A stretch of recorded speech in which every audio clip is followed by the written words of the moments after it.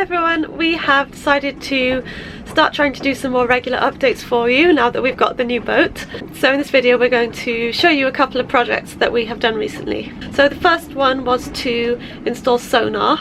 The depth sounder that came with the boat unfortunately didn't work properly and it was giving some wildly inaccurate readings, and it ended up turning out that it would actually be cheaper to buy the Sonar rather than a traditional depth sounder. So we're mounting the transducer. It has a tank. We're mounting it with a fast setting epoxy.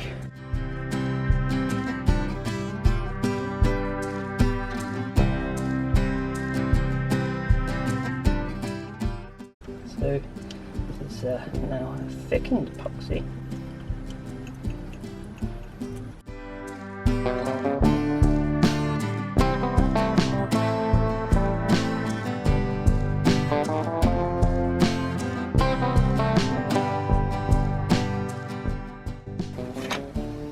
Stage 1 complete. I did have a good look before putting it there to make sure that we could get the cable through. Somebody's already been there and drilled a hole. Cables are cunning design. This goes into the back of the chart plotter. You have a little nut that you do up, but that actually goes on afterwards, so you can get this through a small hole without having it get stuck with the nut on there. It's the next day.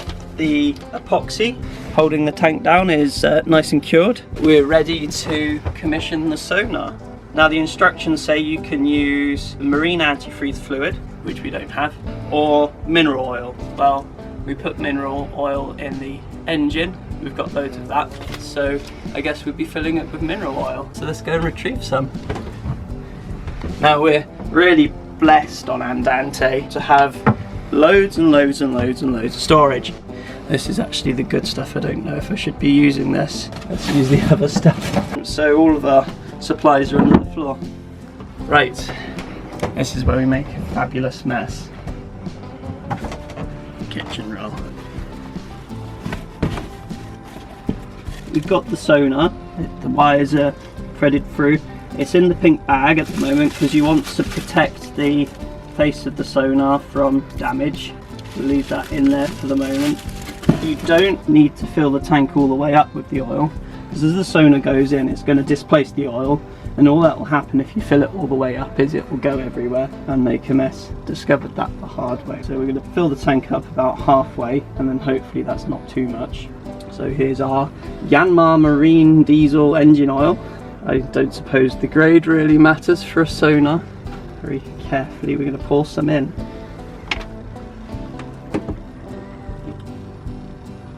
Oh, probably too much. We'll just keep an eye out for leaks as well. And we wait for any air bubbles to pop as well, because if we have any trapped air in the oil it will be on the face of the Sonar. So when we test it in a moment we'll probably have a bit of noise. So we're just about to put the Sonar in. The Sonar has an arrow on it, and this is supposed to point towards the kill. The idea being that the kill's where you're going to have noise, maybe some sort of acoustic reflections and things. On this boat, because we've got grounding plates, we couldn't mount the Sonar in a sort of more typical place. We've mounted it further away from the kill. I don't suppose it matters, so we can always undo it and spin it around. I'll just have it with the arrows pointing forwards, and Garmin will be the right way up then. So here we go, mess time.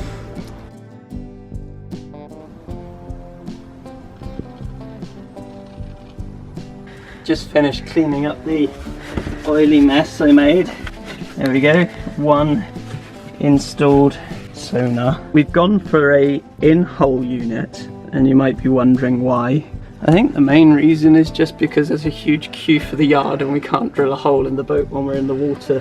But there are a couple of advantages. Andante is a Southerly 100 as a lifting keel. In theory, if we can ever get that to lift, we'd be parking on the beach, sand or whatever. So the Sonar being mounted inside the hull, if we're grounding the boat, just gives it an extra sort of level of protection, less likely to cause damage to it by a stray rock or something. Time to commission the Sonar. We've routed our cable, as we discussed before. Put the lovely little twizzly thing on the back, goes into the blue port here. And then if we turn on our instruments, sonar's working. It's showing depth of water beneath the sonar. Typically you would add like a keel offset, so it'd be the depth of water under the keel. We've got a lifting keel, so the depth of water under the keel changes, so I'm not sure what to do yet, whether I leave it as the depth of water under the hull, so if the keel's all the way in, then that will be the actual depth of the boat, or to do something different. Some people set the offset the other way, so it's to the water line, so you know the depth of water the boat's in, but then you have to do mental arithmetic every time you go to anchor. So what you see at the top here is the surface noise. So this is the bottom, and there's a fish or something there, which is why we have a line there, or a plastic bag floating in the water probably. And then this yellow band at the top is the acoustic reflection the sonar is receiving from the hull itself. So that causes a certain amount of interference. But located here was the best I could get with the boat, so we've only got 0.4 meters worth of interference from the hull itself. So we can get rid of that by going into sonar setup, advanced, and then turn off surface noise. So there we go, we've got the bottom then, and then whatever plastic bag is floating under the boat, we should have the option of showing the depth on the chart, so 2.8 meters. The chart plotter connects via Wi-Fi to your phone or tablet, so I think the one on Torval was different, but I think this one will show the depth on the tablet as well. The second project was to service some winches. They were just not turning properly, and we wanted to make sure that they were working properly before we took the boat out. So we've already taken the winch apart. As you can see, the pulls are all grubby and jammed. I've taken the ones out the bottom for cleaning already. Somebody had gotten quite a lot of brown wood stain in the bottom of the winch mechanism as well, which wasn't helping things. So just in case I haven't said, this is the winch that goes with our furling line. It's cleaning up nicely anyway. So a bit of acetone to remove the brown wood stain, and then we'll put it all back together, and hopefully it will spin quite freely.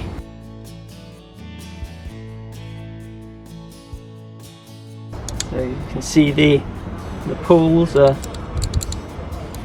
backing action. To put the winch back together, all we do is slide that on, make sure we don't lose those, and you can see how the mechanism works. It will spin one way and then you can wind the other way. And then the only thing that actually keeps the winch on is you have this plate, which I haven't cleaned yet,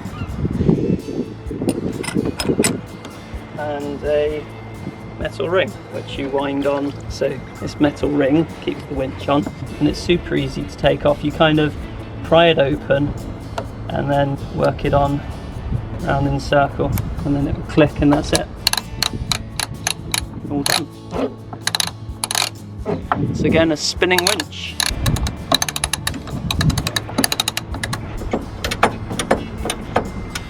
So another slightly not quite right winch, so let's take it apart, have a look on the inside.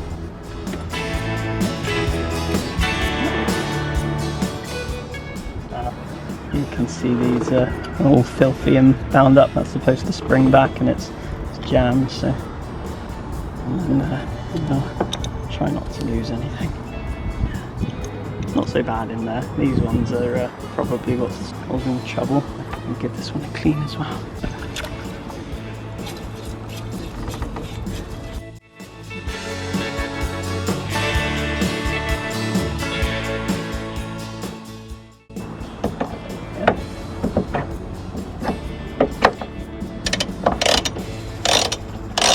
That's the noise it should make. So thank you for watching this video, and we are hoping that we might get to take the boat out for a little spin soon, which will be really exciting. So stay tuned, hopefully, for that. If you enjoy these videos, please like and subscribe, and we will see you next time.